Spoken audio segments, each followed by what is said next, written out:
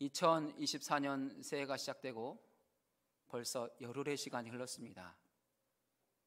잘 살고 계십니까? 잘 지내고 계시지요?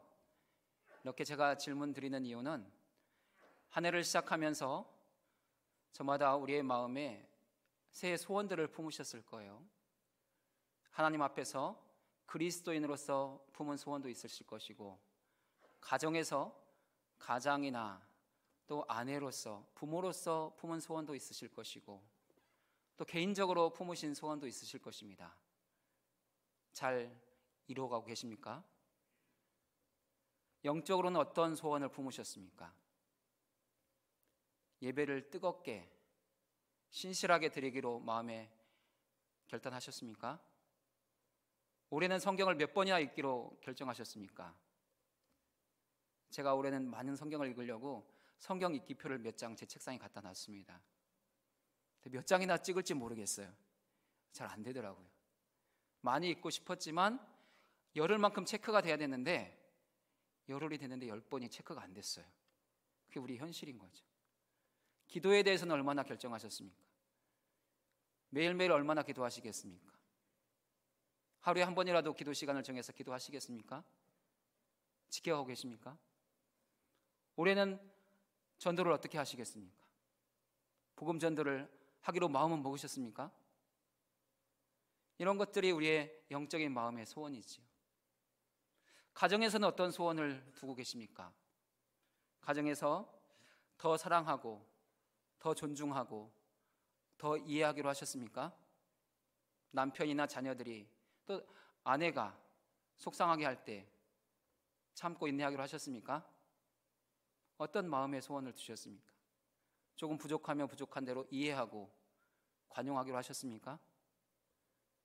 정죄하고 비난하기보다는 칭찬하고 위로하기로 하셨습니까? 그렇게 살고 계십니까? 개인적으로는 어떤 소원을 품으셨습니까? 개인적으로는 건강에 대한 소원들이 있죠. 올해는 그래도 운동 잘 해보리라. 올해는 얼굴은 V라인, 몸매는 S라인 만들어 보리라. 그런 마음 가지셨습니까? 그런 마음의 소원을 갖는 게 매우 중요하지요. 우리 연초에 품었던 기대와 소원을 잊지 않고 잘 실천하셔서 연말이 됐을 때는 정말 영적으로도 성장하고 가정적으로도 변화가 있고 개인적으로도 새로워지실 수 있기를 바랍니다. 근데 우리가 갖는 이러한 소원에는 한 가지 문제가 있습니다. 내가 주님 앞에 선한 소원을 가진 것 같은데 어떤 문제가 있을까요? 내가 그 소원을 정할 때 주님께 묻지 않는다는 것입니다. 우리는 보통 그냥 내가 생각하는 소원을 갖습니다. 주님, 한 해를 주셨는데 내가 어떻게 살면 좋을까요? 주님은 내가 어떤 예배자가 되기를 원하십니까?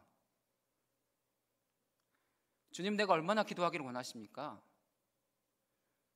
주님은 내가 몇 명에게 전도하기를 원하십니까? 물어보지 않지요. 그냥 예배 잘 드리면 좋겠다. 그래도 목사니까 성경을 몇 번은 읽어야 되겠고, 내가 직분자니까 이 정도는 읽어야지. 세상에 성경 읽으면 선물도 주던데 올해는 좀 많이 받아야지. 그런 인간적인 생각들을 많이 하죠. 가정에서도 개인적으로도 우리는 그렇게 어떤 소원이나 기대를 가질 때 주님께 잘 묻지 않습니다. 그저 그냥 내가 할 수 있는 만큼, 내 상황만큼, 내 형편대로 소원을 가질 때가 있죠. 근데 그 소원이 문제가 된다는 것입니다. 왜냐하면 내 원함과 내 기대이기 때문에 그 소원이 이루어질 때 내 나라가 강화된다는 거예요. 나는 이만큼 했다, 난 이 정도 했어, 나는 그런 교만한 마음으로 간다는 것이죠. 근데 주님이 주신 마음을 따라 소원을 세우면 주님이 하게 하셨습니다, 주님이 나를 통해서 이루셨습니다라는 고백을 갖게 된다는 거예요. 그게 달라지는 거죠. 우리는 하나님을 내 인생의 주권자로, 통치자로 고백하는 하나님의 자녀입니다. 예수님을 내 인생의 그리스도로, 주님으로 고백하는 제자입니다. 성령님을 내 인생의 인도자로 고백하며 따라가는 성령의 사람들입니다. 근데 정작 중요한 우리의 기대와 소원을 정할 때는 그 주님께 묻지 않는다는 거예요. 그냥 내가 정하고 싶은 소원을 정하고 내가 하고 싶은 일들을 결정한다는 것입니다. 그것이 우리가 가지고 있는 소원의 문제라는 거예요. 우리가 그것을 계속해서 고집하게 되면 하나님은 내 소원을 이루어주는 도구밖에 되지 않습니다. 그런데 내가 주님께 물어서 내 소원을 세우고 내 기대를 세우고 내 바람을 세우면 주님은 나에게 비전을 주시는 분이시고 그 비전을 이루도록 나를 도우시는 분이시고 나와 함께 하시는 분이 되는 거죠. 그래서 그 결과도 달라지고 고백도 달라지는 거예요. 우리가 함께 읽은 본문 말씀은 예수님께서 제자들과 함께 갈릴리 바다 건너편 데갈릴리 지역의 거라사 지방으로 가시는 과정에 있었던 일입니다. 말씀을 읽어봐서 알겠지만 가는 도중에 풍랑이 일었지요. 죽을 지경이 되었습니다. 그런데 주님은 주무시고 있는 거예요. 그 주님을 깨우는 제자들, 깨어 일어나서 바람을 잠잠하게 하시고 고요하게 하시는 주님, 그로 인해서 제자들이 믿음이 무엇인가 눈뜨게 되는 그런 귀한 말씀입니다. 우리는 이 말씀을 통해서 우리 인생의 주권이 누구에게 있는지 다시 배우게 됩니다. 주님의 주권을 인정하고 순종하며 따라가는 인생에 어떤 일이 일어날 수 있는지 알게 되고 우리가 인생을 살아가면서 만나게 되는 여러 상황에서 그 문제가 어떻게 처리되는지를 배웁니다. 그리고 그 경험은 우리의 예배 생활을 어떻게 바꾸어가고 우리의 신앙 생활이 어떻게 능력으로 역사하게 되는지를 알게 되는 귀한 말씀이죠. 본문 말씀은 마태와 마가와 누가가 모두 기록하고 있는 말씀이에요. 근데 모든 세 명의 저자가 우리 인생의 주권이 누구에게 있는지로부터 시작합니다. 그것이 35절 말씀인데요. 우리 35절 같이 읽어보겠습니다. 그날 저물 때에 제자들에게 이르시되 우리가 저편으로 건너가자 하시니 아멘. 이 35절 말씀은 예수님의 몸된 교회와 제자된 성도들의 인생 주권이 누구에게 있는지, 우리가 인생의 많은 결정과 판단의 근거를 어디에 두어야 되는지를 보여주고 있습니다. 제자들에게 바다 건너편으로 건너가자 목적지를 정해주고 가라고 하시는 분이 누구이십니까? 예수님이시죠. 제자들이 바다 건너편으로 가고 싶었던 거 아닙니다. 자기들이 가야 될 목적지를 스스로 결정한 게 아니에요. 주님이, 그들의 선생님이 얘들아 바다 건너편으로 가자라고 말씀하셨어요. 예수님은 이 바다 건너편으로 가는 일을 통해서 특별히 제자들에게 가르쳐주고 싶은 것이 있으셨습니다. 이 항해를 통해서 제자들은 주님이 어떤 분인지를 배우게 될 것이고 그 주님을 어떻게 믿고 신뢰해야 되는지를 배우게 될 것입니다. 그리고 건너편으로 가서는 그 거라사에 있는 한 귀신 들린 사람을 고치시는 모습을 보면서 주님이 얼마나 한 영혼을 사랑하시는가, 그 한 영혼을 위해서 이렇게까지 하시는가, 그것을 보고 배우게 될 거예요. 하지만 그 배를 띄우기 전에 그 제자들은 사실 그 주님의 명령, 말씀을 따르고 싶지 않았습니다. 왜냐하면 시간이 날이 저물 때이기 때문입니다. 예수님의 제자들 중에 다수는 어부 출신입니다. 그 어부들은 갈릴리 바다가 날이 저물 때가 되면 어떻게 된다는 것을 잘 알고 있습니다. 갈릴리 바다는 이스라엘의 북동쪽에 있습니다. 내륙에 있지요. 근데 평균 해수면보다 200m 이상이 낮아요. 아주 깊이 있는 큰 호수인 거죠. 너무 커서 바다라고 부르는 거예요. 근데 이 호수 주변에는 많은 산들이 둘러싸고 있어요. 그래서 지중해에서 바람이 불어오다가 이 산을 넘으면 갑자기 바람이 급강하는 거예요. 또 북쪽의 헐몬산에서부터 바람이 불어 내려오다가 또 이 지역에 닿는 순간부터 바람이 아래로 치닫기 시작하는 거죠. 그러니까 갑자기 바람이 빨라지는 거예요. 그래서 물결이 일어나고 큰 풍랑이 있는 거예요. 제자들은 이걸 잘 알고 있어요. 지금 배를 띄우는 것이 얼마나 위험하다는 걸 알아요. 그런데도 불구하고 배를 띄웁니다. 왜 배를 띄우죠? 왜 출항을 시작하지요? 주님이 명령하셨기 때문이에요. 제자들은 예수님의 주권을 인정합니다. 주님이 말씀하시니, 선생님이 말씀하시니 순종해서 가겠습니다. 사실 마음속으로는 가면 안 된다고 생각해요. 아이고, 이거 가면 큰일 날 텐데, 풍랑이라도 만나면 어떡하지? 걱정과 염려가 있어요. 그럼에도 불구하고 주님이 말씀하시면 가는 거예요. 그게 주님의 주권에 순종하는 것입니다. 주님은 날이 저물 때 바다가 어떤지 아시는지 모르든지 건너편으로 가시자고 하는 거예요. 제자들은 날이 저물 때 그들이 직면하게 될 상황이 이미 보여요. 아유, 바람이 일고 바다가 심상치 않을 텐데 어떡하지? 걱정도 돼요. 염려도 돼요. 하지만 그 명령에 순종해서 예수님을 배에 모신 그대로 건너편으로 출발을 하는 거예요. 우리 이 부분에서 우리를 향하신 주님의 뜻과 내가 가지고 있는 소원의 충돌을 경험합니다. 주님은 항상 우리에게 A를 말씀하시죠. 근데 우리가 하고 싶어 하는 것은 항상 뭘까요? B예요. 주님은 나에게 항상 A를 말씀하시는데 내가 하고 싶은 건 B인 거예요. 그럼 어떻게 해야 되죠? 내 뜻을 내려놓고 주님의 뜻을 따르는 게 좋겠죠. 근데 내가 원하는 건 B라는 거예요. 이 B를 포기하고 싶지 않아요. 주님이 좀 내 말 들어주시면 안 돼요? 주님이 이번만 내 소원 들어주시면 안 돼요? 주님이 이번만 주님의 뜻을 내려놓으시고 내 뜻대로 해주시면 안 돼요? 이 마음이 우리에게 훨씬 큰 거예요. 늘 주님의 주권을 인정한다고 하지만 실제로 우리 삶 속에서 결정할 때는 주님의 뜻은 있지만 내 뜻이 더 너무나 커요. 그래서 우리는 주님의 뜻에 온전히 순종하지 못할 때가 너무 많다는 거예요. 주님이 여러분에게 A를 말씀하시면 여러분의 B는 어떻게 하시겠습니까? 내려놓으시겠습니까? 포기하시겠습니까? 네, 긍정을 안 하시는군요. 아직 내려놓고 싶은 마음이 안 드시죠? 조금만 더 말씀을 들어보세요. 그러면 다 내려놓고 싶어질 거예요. 사실 우리는 어떤 순간에서도 내 B가 있어도 주님의 A를 선택해야 됩니다. 왜냐하면 나의 B가 이루어지는 것보다 주님의 B가 이루어지는 게 우리에게는, 주님의 A가 이루어지는 게 훨씬 우리에게는 유익하고 복된 거예요. 훨씬 더 좋은 것을 우리가 얻기 때문에 우리는 주님의 말씀을 따르고 순종해야 되는 것이죠. 근데 문제가 있어요. 주님의 A를 잘 모르겠어요. 주님이 늘 주시는 말씀을 들을 때는 좋아요. 예배 때 주시는 말씀도 좋고 성경을 읽으면서 감동도 있어요. 은혜도 받아요.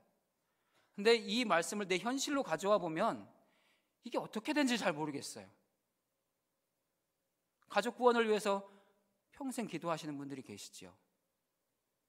주님의 말씀대로 하면, 말씀 그대로 하면 다 된다고 하는데 아이, 그 사람은 왜 이렇게 고래심줄같이 마음이 질기죠?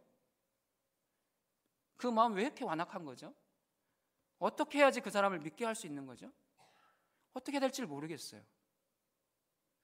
우리 가정에 환자들이 있어요. 아픈 사람이 있어요. 기도가 쌓이면 치료가 되고 회복된다고 하는데 도대체 기도를 얼마나 해야 되는지 모르겠어요. 그렇게 오랫동안 기도했는데 아직도 주님이 응답하지 않으세요. 어떻게 해야 되죠? 그럼에도 불구하고 우리는 무엇을 선택해야 됩니까? 주님의 A를 선택해야 되는 거예요. 주님의 음성을 듣고 그 음성을 따라가고 순종해야 되는 것이죠. 바로 그런 순간 우리가 알아야 되는 중요한 진리가 있어요. 이미 우리가 주님의 부르심 안에 있다는 것이고 이미 우리가 주의 음성을 들었다는 거예요. 그리고 우리의 인생은 이미 건너편 목적지를 향해서 가고 있다는 것입니다. 주님이 뜻하시는 그 곳을 향해서 우리의 인생은 지금도 나아가고 있다는 거예요. 우리가 이미 건너편 목적지를 향해 가고 있음을 깨닫게 하시는 말씀이 36절입니다. 같이 읽어보겠습니다. 그들이 무리를 떠나 예수를 배에 계신 그대로 모시고 가매 다른 배들도 함께 하더니 아멘. 제자들은 예수님이 말씀하시자 즉시로 닻을 들어 올렸어요. 그리고 배를 출발시켰습니다. 항해가 시작된 거예요. 제자들은 예수님을 배에 모신 그대로 출발합니다. 그 모습을 보고 다른 배들도 함께 그 배를 쫓아가기 시작하는 것이죠. 이 구절에서 예수를 배에 계신 그대로 모시고 갔다는 것이 매우 중요합니다. 제자들을 부르신 분이 누구이십니까? 예수님이시지요. 예수님이 제자들을 부르셨어요. 그리고 그들과 함께 하셨어요. 제자들을 부르신 이후에는 한 번도 그들을 떠나신 적이 없어요. 늘 제자들과 동행하셨고 가야 될 곳을 정하셨고 해야 될 일들을 가르쳐 주셨고 결정해 주셨어요. 그리고 필요한 능력도 허락해 주셨어요. 오늘의 교회와 성도들 역시 제자들과 동일한 은혜와 복을 누리며 살아가고 있습니다. 우리가 예수님을 구원의 주님으로 믿고 영접했을 때 우리 안에 놀라운 변화가 일어났지요. 우리가 주님을 영접했을 때 우리의 신분은 어떻게 되었습니까?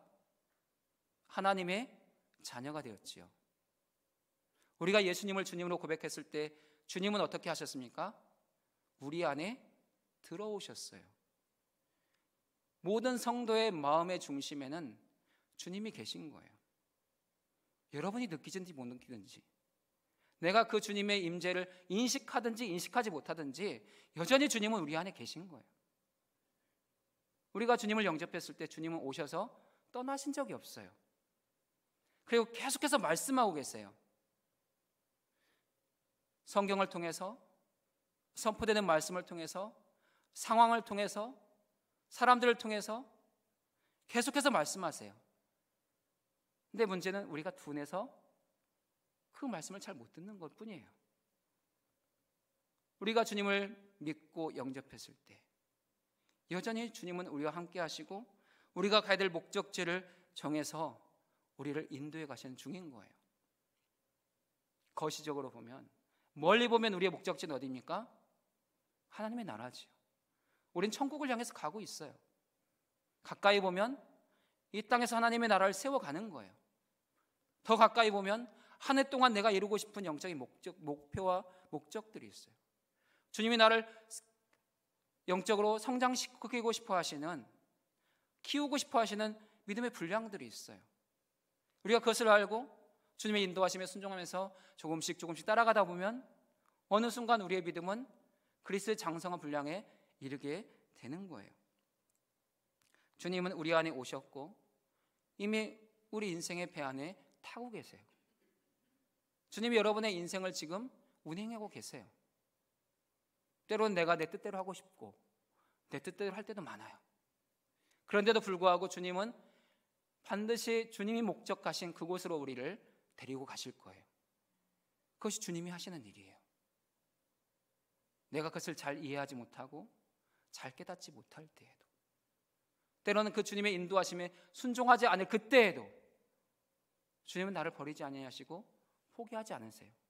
주님이 반드시 목적하신 그곳까지 나를 이끄시고 인도해 가실 거예요. 근데 문제는 주님을 모시고 가는 이 항해, 내 주님이 나와 함께 하시는데도 불구하고 우리 인생 가운데는 풍랑이 있다는 거예요. 그 말씀이 37절이죠. 같이 읽어보겠습니다. 큰 광풍이 일어나며 물결이 배에 부딪혀 들어와 배에 가득하게 되었더라. 제자들이 배를 출항했을 때 처음부터 막 광풍이 일어났겠습니까?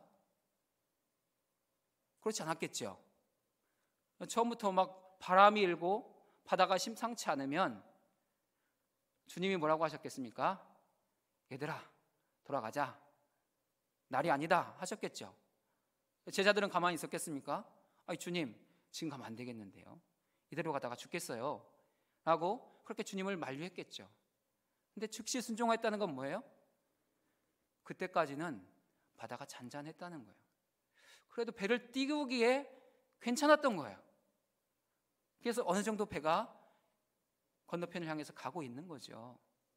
근데 그때 이제 광풍이 일고 물이 뛰놀고 배에 와서 부딪히고 들이차기 시작한 거죠. 예수님의 주권을 인정하고 순종했어요. 그리고 그대로 따랐어요. 주님도 그 배에 함께 계세요. 근데 이게 웬 말입니까? 광풍이 일어나고 물결이 배에 부딪혀서 깨어져 가요. 죽을 지경이에요. 얼마나 위험한 지경이 되느냐? 누가는 당시 상황에 대해서 위태했다라고 표현해요. 위태했다. 조금만 더 가면 죽을 수도 있겠다. 그 상태가 된 거예요. 주님이 큰 광풍, 물결, 그리고 위태함을 허락하신 이유가 있다는 거예요. 주님과 함께하는 여정인데도 불구하고 그 광풍도 있고 물결도 있고 위태함도 있는데 이유가 있는 거죠. 왜 주님은 그런 광풍을, 그런 물결을, 위태함을 주님을 따라가는 우리 인생 가운데 허락하시는 것입니까? 그 순간들을 통해서 우리에게 가르쳐주고 싶은 것이 있기 때문이에요. 근데 우리는 예수 믿으면서 예수님만 믿으면, 특히 내가 잘 믿으면, 주님이 말씀하신 거 잘 순종하면 모든 게 다 잘 될 거야, 모든 게 다 형통할 거야, 그런 막연한 기대가 있어요. 사실 그런데 인생은 그렇지 않아요.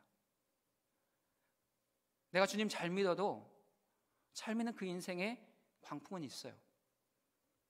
내가 주님의 모든 말씀에 순종해도 그 인생에 물결이 있어요.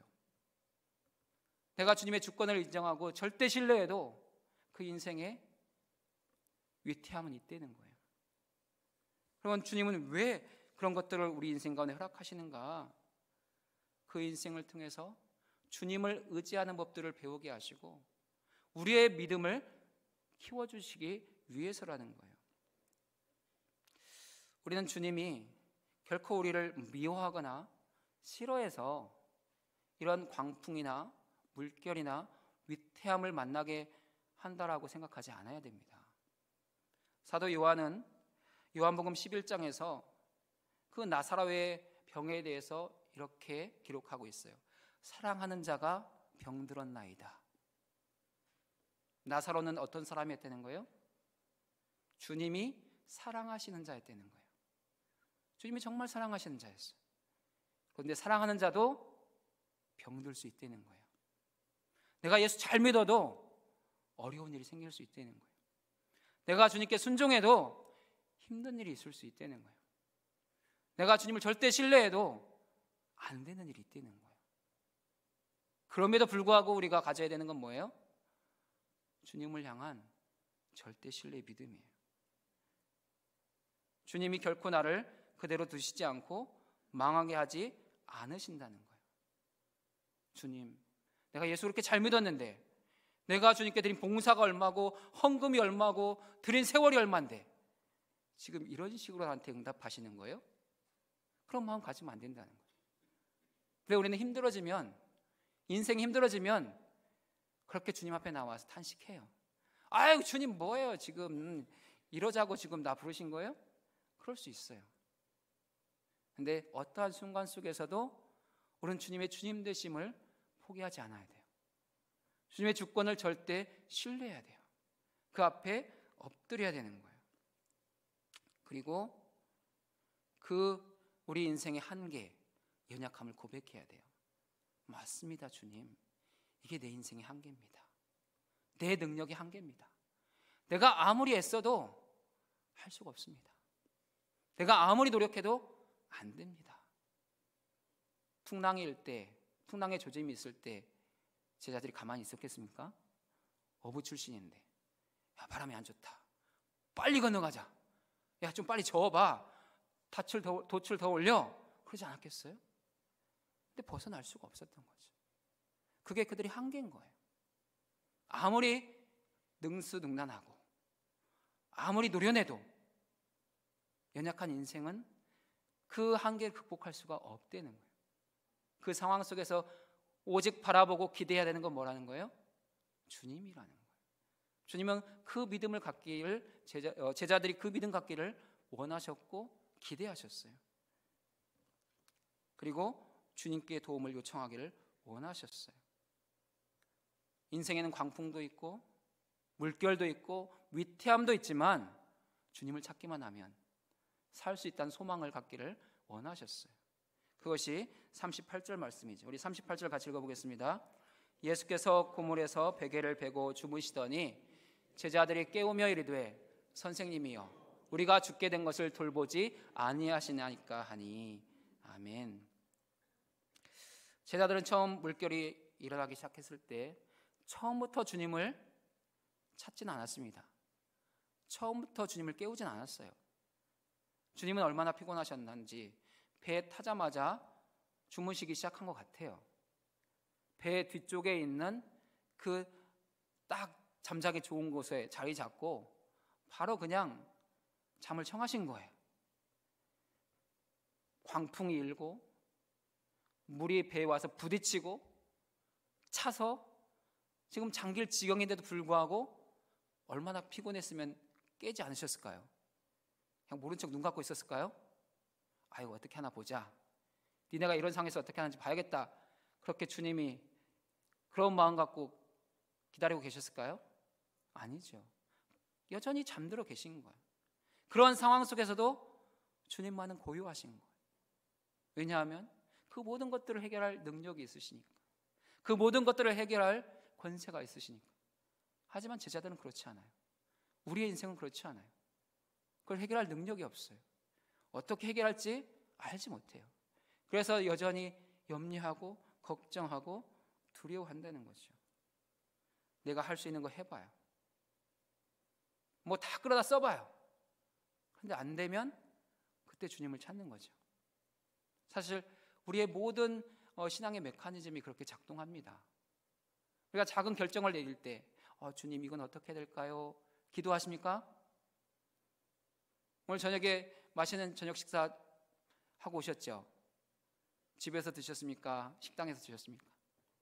식당 메뉴를 정할 때 주님 나 오늘 뭐 먹어요? 물어보셨습니까?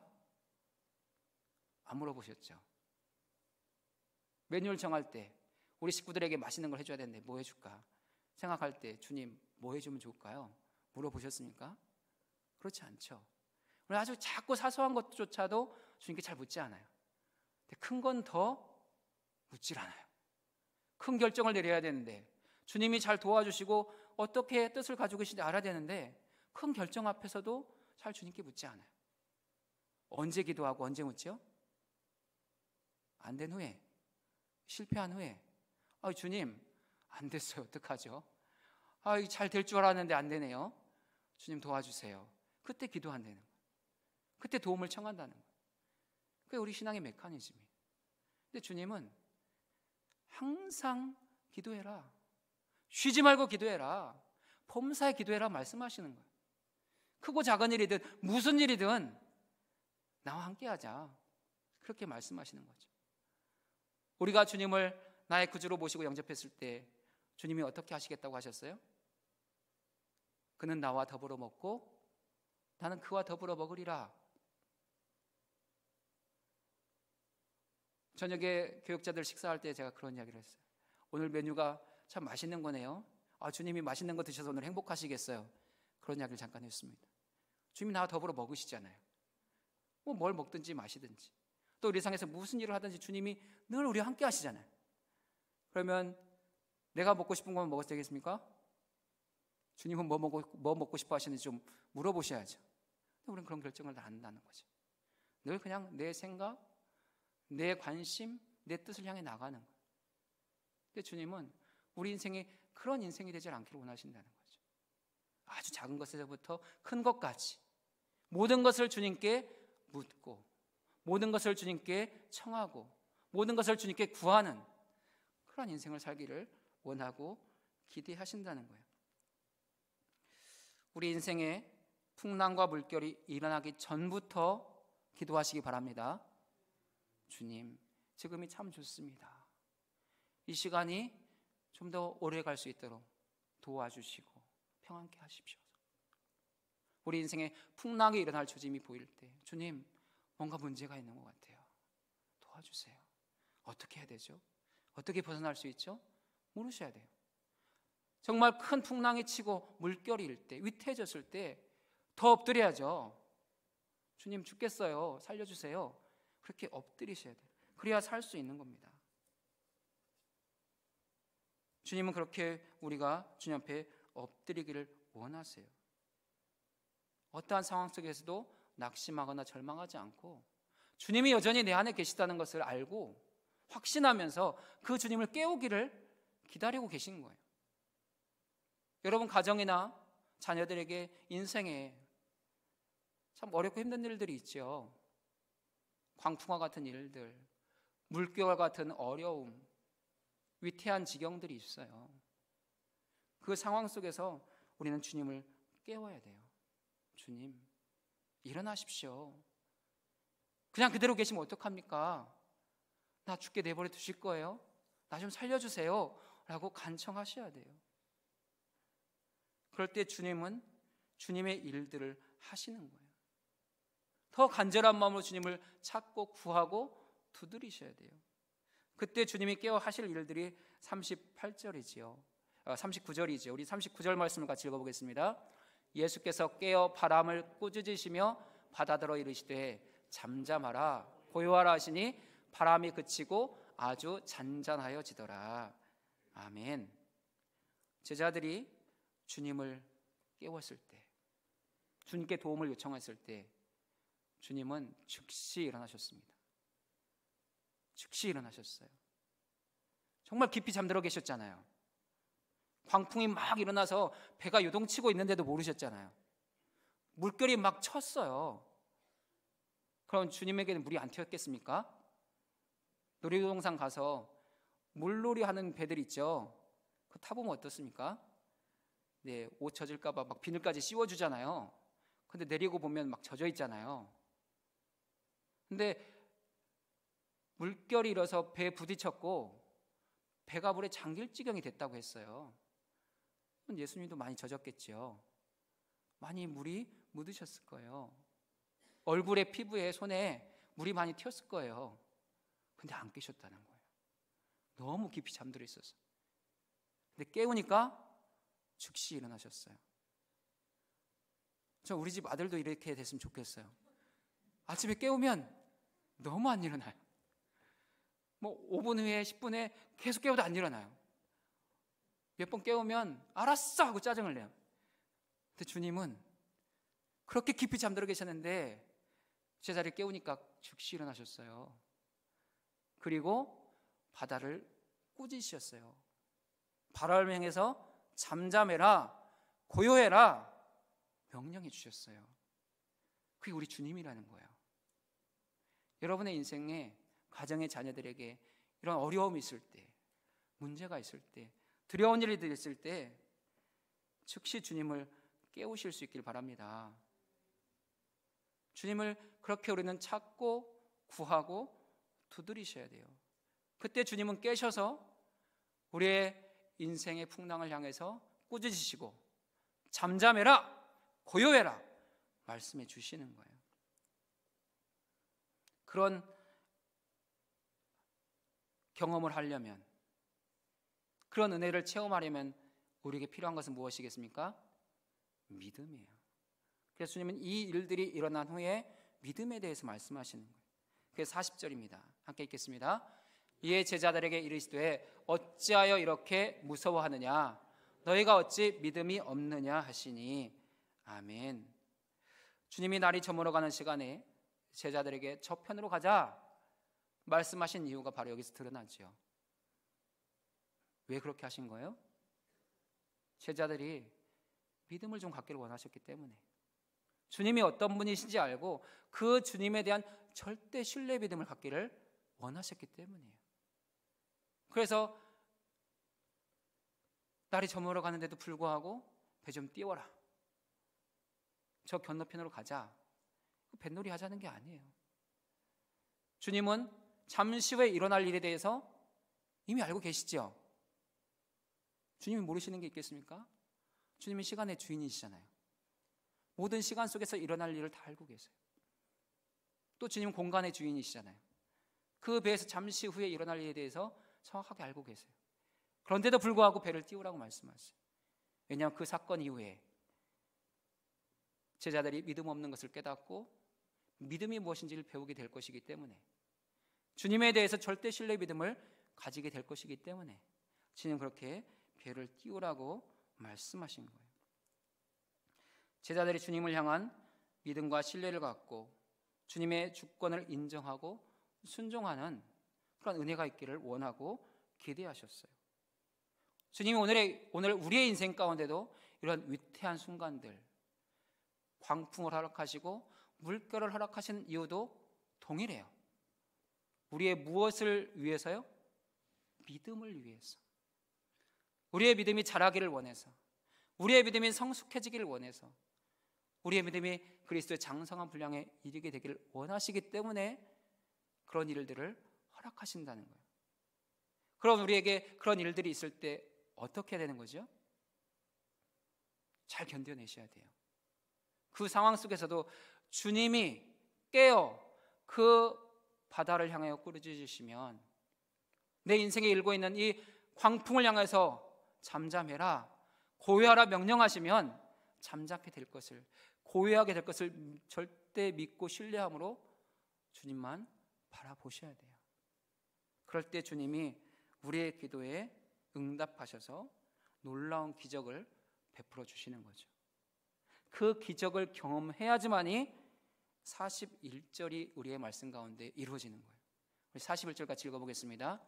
그들이 심히 두려워하여 서로 말하되 그가 누구이기에 바람과 바다도 순종하는가 하였더라. 아멘. 이 41절 말씀은 우리가 그 주님의 살아계심, 그 능력을 경험하게 되면 바른 예배자가 된다는 말씀이고 능력의 통로가 된다는 말씀이에요. 그들이 심히 두려워했다, 이렇게 말씀하고 있어요. 이 두려움은 40절에 있는 무서움과는 달라요. 40절에는 제자들이 무서워했다고 되어 있죠. 40절의 무서움은 광풍을 바라보는, 그 크게 집채만큼씩 일어나는 물결을 바라보는 그 위태함에서 오는 생명에 대한 염려, 인간적인 두려움이에요. 근데 41절의 두려움은 달라요. 피조물이 창조자 앞에서 갖는 두려움이에요. 우리 사람이 하나님 앞에서 갖는 두려움, 경외감이에요. 이 경외감이 예배의 시작이에요. 이 경외감이 있어야지 우리가 바른 예배자가 될 수 있어요. 여러분이 매 주일마다 예배를 드리시죠. 지금도 기도회라는 이름으로 모였지만 예배예요. 하나님을 향한 경외감, 두려움이 있으셔야 돼요. 두려움 있으십니까?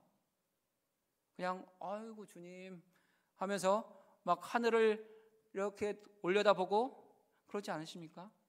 우리가 그렇다는 거예요. 근데 깊은 경외감이 생기면 사실 그 존재를 향해서 얼굴을 들지 못해요. 그게 경외감이에요. 예전 왕들의 모습, 사극을 보면 어떻습니까? 왕 앞에서 감히 얼굴을 들지 못해요. 왕이 고개를 들라 해줘야 고개를 겨우 살짝 드는 거죠. 그게 경외감이에요. 근데 제자들이 그 주님의 능력을 경험하고 그 두려움, 경외감을 느꼈어요. 그 경외감으로 인해서 제자들은 바른 예배자로 세워져 가는 거지요. 사랑하는 여러분의 인생 속에서 이 주님의 살아계심에 대한 경험이 좀 많아지시면 좋겠어요. 그래서 주님은 누구이기에 이런 일을 하는 그 경외감이 커지면 커질수록 우리의 예배는 달라지게 됩니다. 예배에 임하는 생각이 달라져요. 태도가 달라져요. 준비가 달라집니다. 그러면 그 예배 안에서 경험하게 되는 은혜도 달라지는 거예요. 우리의 예배가 그날이 그날 같은 이유가 무엇입니까? 주님을 향한 경외감이 별로 없어요. 그냥 이제 내가 마치 예배의 주인 된 것 같고 예배의 주체가 된 것 같아요. 근데 예배는 그런 게 아니죠. 예배는 주님 앞에 나와 죽는 시간이에요. 구약의 제사가 그렇죠. 제물을 가지고 나와서 그 제물을 죽이는 게 예배였어요. 신약의 예배는 무엇입니까? 주님의 죽으심을 우리가 기억하고 그 주님 안에서 다시 살아나는 것을 바라보는 게 예배라는 거예요. 예배는 사실 죽는 시간이에요. 그런데 우리는 내가 살아있다고 뻔히 고개를 들고 목이 뻣뻣해요. 그래서 예배에 대한 감격과 감동이 약한 거죠. 사실 우리 안에서 회복해야 될 것은 주님을 향한 경외하는 마음, 두려운 마음이에요. 그 두려운 마음이 그냥 생기는 게 아니라는 거죠. 제자들의 두려움이 어디서 생겼습니까? 주님의 능력을 목도하고 생긴 거예요. 주님이 바다를 꾸짖자 바다가 잔잔해졌어요. 바람을 꾸짖자 바람이 멈추었어요. 그것을 보고 경외감이 생긴 거예요. 우리의 인생에도 이 주님에 대한 살아계심의 경험이 더 많아지셔야 돼요.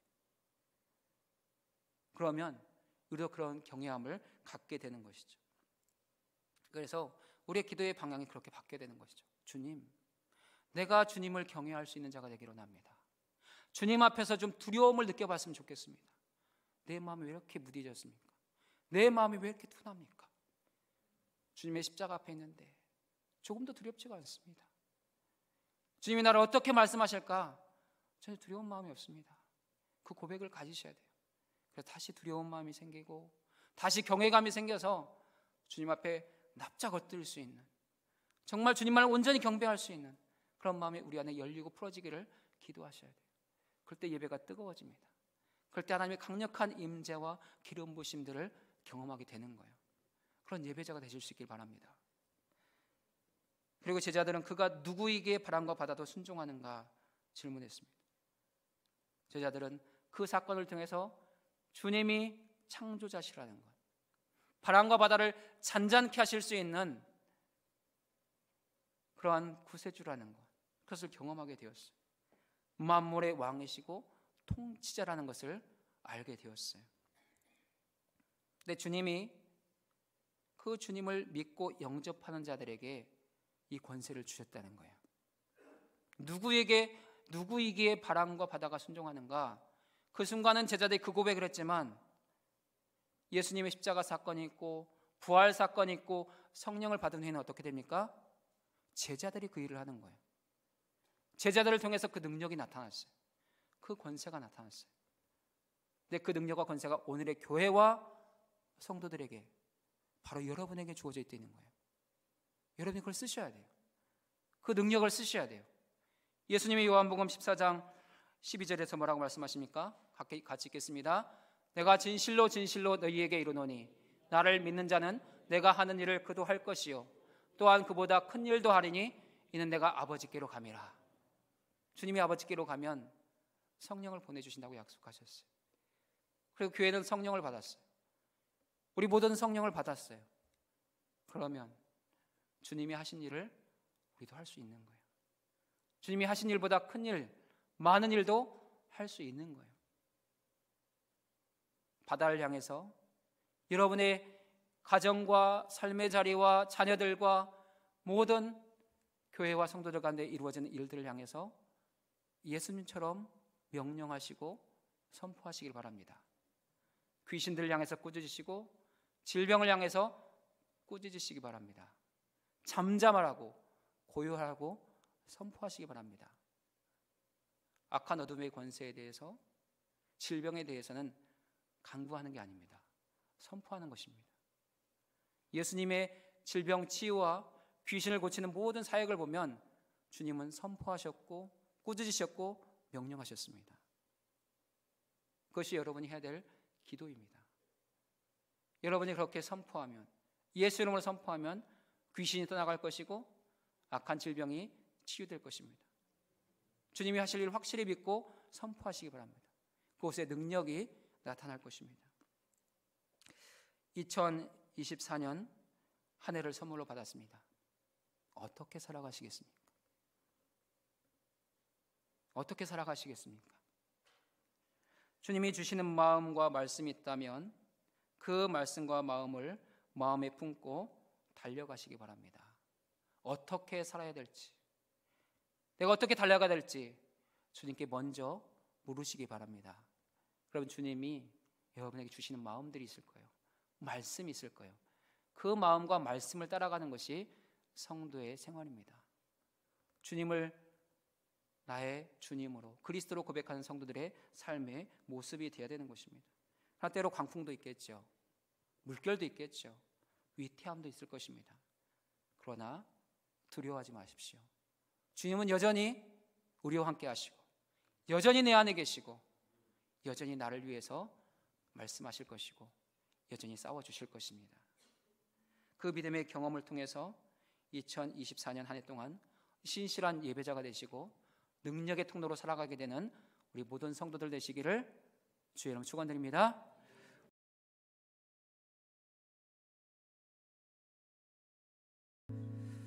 이제는 우리 주님 예수 그리스도의 은혜와 하나님 아버지의 극진하신 사랑하심과 성령의 교통하심이 주님의 주권에 순종하고 절대 순종과 신뢰의 믿음으로 주님을 찾고 구하고 두드리며 주님을 깨워 하나님의 살아계심을 경험하고 신실한 예배자로 능력의 통로로 살아가기를 소원하는 모든 성도들 가운데 주신 가정과 자녀들 위해 우리 교회 2024년 목회 사역 위해 이제로부터 영원토록 함께 하시기를 간절히 축원하옵나이다.